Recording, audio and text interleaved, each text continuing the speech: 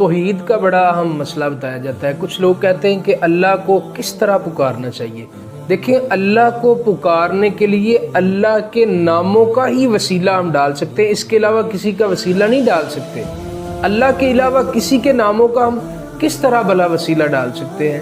حضور کریم صلی اللہ علیہ وسلم نے کبھی اپنے نام کا بھی وسیلہ نہیں ڈالا تھا، اور نہ صحابہ کرام رضوان اللہ علیہم اجمعین کو یہ حکم دیا تھا کہ میرے علاوہ کسی کے نام کا وسیلہ ڈالو یا میرا ڈالو۔ اللہ کے سامنے اللہ کے نام کا ہم وسیلہ ڈال سکتے ہیں، جس طرح کہ قرآن میں آتا ہے کہ وَنَحْنُ أَقْرَبُ إِلَيْهِ مِنْ حَبْلِ الْوَرِيدِ، اللہ رب العزت تو ہماری شاہ رگ سے بھی زیادہ قریب ہیں۔ جب اللہ ہماری شاہ رگ سے زیادہ قریب ہیں تو پھر ہمیں وسیلے، سیڑھیاں اور اس طرح کی چیزوں کی کیا ضرورت ہے؟ توحید میں یہ بات واضح طور پر ہے کہ اللہ نے رسولوں کو کس لیے بھیجا تھا۔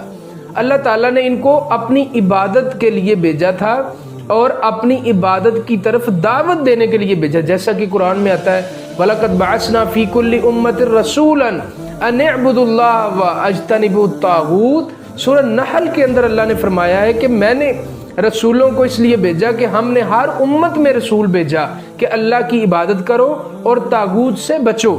طاغوت سے مراد شیطان ہے جو غیر اللہ کی عبادت کی طرف دعوت دیتا ہے، اور آپ رسول صلی اللہ علیہ وسلم نے ارشاد فرمایا وَالْأَنْبِيَاءُ إِخْوَةٌ وَدِينُهُمْ وَاحِدٌ، بخاری مسلم کی حدیث ہے۔ آپ صلی اللہ علیہ وسلم نے فرمایا انبیاء آپس میں بھائی ہیں اور ان کا دین ایک ہے۔ سوال ہے کہ توحید ربوبیت کیا ہے؟ لوگ اکثر پوچھتے ہیں کہ توحید ربوبیت کیا ہے، رب کو ایک ماننا کیا ہے؟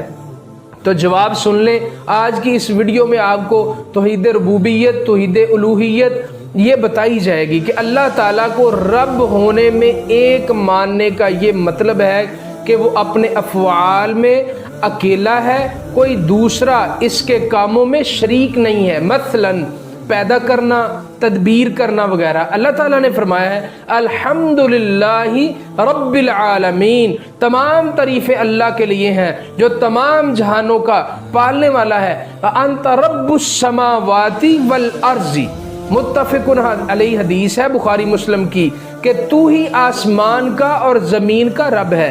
یعنی اللہ کو ایک ماننا، اس کے افعال میں یکتا ماننا، ورشپڈ، اللہ یونیک ہے، اللہ ایک ہے، اللہ اکیلا ہے، جیسے قل هو اللہ احد کہ اللہ ایک ہے، تو یہ اسے کہتے ہیں توحید ربوبیت۔ اس طرح توحید الوہیت کے بارے میں بھی لوگ پوچھتے ہیں کہ توحید الوہیت کیا ہے؟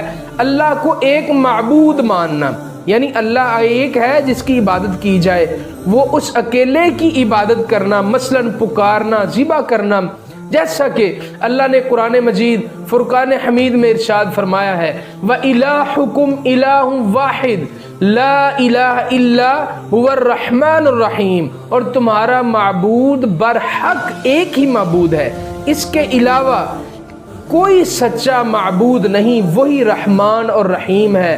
اللہ ایک معبود ہے، یعنی یہ توحید الوہیت ہے۔ جس طرح قرآن میں آتا ہے قل ان صلاتي ونسكي ومحياي ومماتي للہ رب العالمین، کہ بے شک میری نماز، میرا جینا مرنا، میری قربانی، میرا ذبح کرنا، میری ہر چیز للہ رب العالمین، اللہ رب العزت کے لیے ہے۔